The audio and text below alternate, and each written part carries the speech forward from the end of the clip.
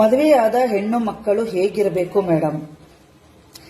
ಮದುವೆಯಾದ ಹೆಣ್ಣು ಮಕ್ಕಳು ಮದುವೆಯಾಗಿ ಬಂದ ತಕ್ಷಣ ತಾಯಿ ಮನೆಯದನ್ನ ಪೂರ್ತಿಯಾಗಿ ಮರೆತು ಬಿಡಬೇಕು. ಅಲ್ಲಿ ಅವಳು ಏನು ಬಟ್ಟೆ ಹಾಕ್ತಾ ಇದ್ಲು, ಏನು ಊಟ ತಿಂಡಿ ತಿಂತಾ ಇದ್ಲು, ಹೇಗೆ ಅವಳ ಜೀವನ ಶೈಲಿ ಇತ್ತು, ಪ್ರತಿಯೊಂದನ್ನು ಮರಿಬೇಕು.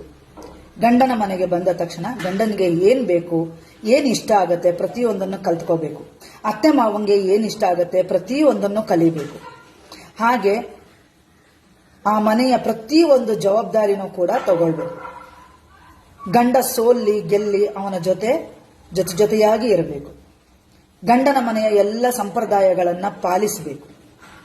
ಗಂಡನ ಮನೆಯವರು ಇದು ತಪ್ಪು ಇದು ಸರಿ ಅಂತಂದ್ರೆ ಅದನ್ನ ಒಪ್ಕೊಂಡು ಬದುಕಬೇಕು. ಹಾಗೆ 1 ವರ್ಷ ಕಳೀತಾ ಮಗು ಆಗತ್ತೆ. ಮಗು ಆಗ್ತಾ ಇದ್ದಾಗೇನೆ ಆಕೆಯ ದೇಹದಲ್ಲಿ ಎಲ್ಲಾ ರೀತಿಯ ಬದಲಾವಣೆಗಳು ಕೂಡ ಶುರುವಾಗುತ್ತೆ. ಅದನ್ನೆಲ್ಲ ಎಕ್ಸೆಪ್ಟ್ ಮಾಡ್ಕೋಬೇಕು.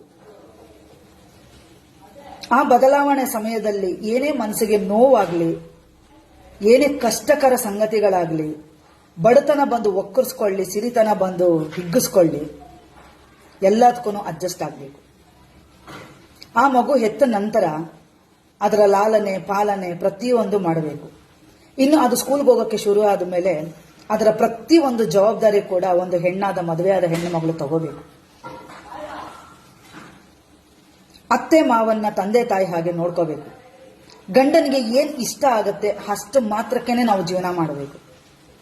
ಫಾರ್ ಎಕ್ಸಾಂಪಲ್, ಗಂಡನಿಗೆ ಸೀರೆ ಉಡೋದು ಮಾತ್ರ ಇಷ್ಟ ಅಂದ್ರೆ ಅದನ್ನು ಮಾತ್ರ ಉಡಬೇಕು.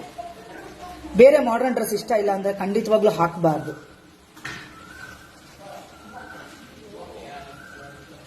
ಗಂಡ ಇದು ಒಳ್ಳೇದು ಅಂತಂದ್ರೆ ಅದನ್ನ ಪಾಲಿಸ್ಕೊಂಡು ಹೋಗ್ಬೇಕು. ಗಂಡ ಇದನ್ನ ಕೆಟ್ಟದು ಅಂತಂದ್ರೆ ಅದನ್ನ ಮರ್ತು ಬದುಕಬೇಕು. ಮನೆಗೆ ಮಹಾಲಕ್ಷ್ಮಿ ಆಗಿರಬೇಕು. ದೇವರು, ಪೂಜೆ, ನೆಂಟರು ಪ್ರತಿಯೊಂದು ವಿಷಯದಲ್ಲೂ ತಾನು ಮುಂದಾಳತ್ವ ತಗೊಂಡು ಗಂಡನ ಮನೆಯ ಮರ್ಯಾದೆಯನ್ನ ಕಾಪಾಡಬೇಕು. ಇಷ್ಟೆಲ್ಲ ಮಾಡಿದ ಆ ಹೆಣ್ಣಿಗೆ ಕೆಲವೊಂದು ಆಸೆ ಆಕಾಂಕ್ಷೆಗಳಿರುತ್ತೆ. ತಾನು ಈ ರೀತಿ ಬಟ್ಟೆ ಹಾಕೋಬೇಕು, ತಾನು ಈ ರೀತಿ ಒಂದು ಕ್ಷೇತ್ರದಲ್ಲಿ ಕೆಲಸ ಮಾಡಬೇಕು, ನಾನೊಂದು ಬಿಸ್ನೆಸ್ ಸ್ಟಾರ್ಟ್ ಮಾಡಬೇಕು, ಬಟ್ಟೆ ಅಂಗಡಿ ಇಡಬೇಕು, ಅಥವಾ ನಾನೊಂದು ಜ್ಯುವೆಲರಿ ಶಾಪ್ ಓಪನ್ ಮಾಡಬೇಕು, ಅಥವಾ ನಾನೊಂದು ಆಕ್ಟರ್ ಆಗಬೇಕು.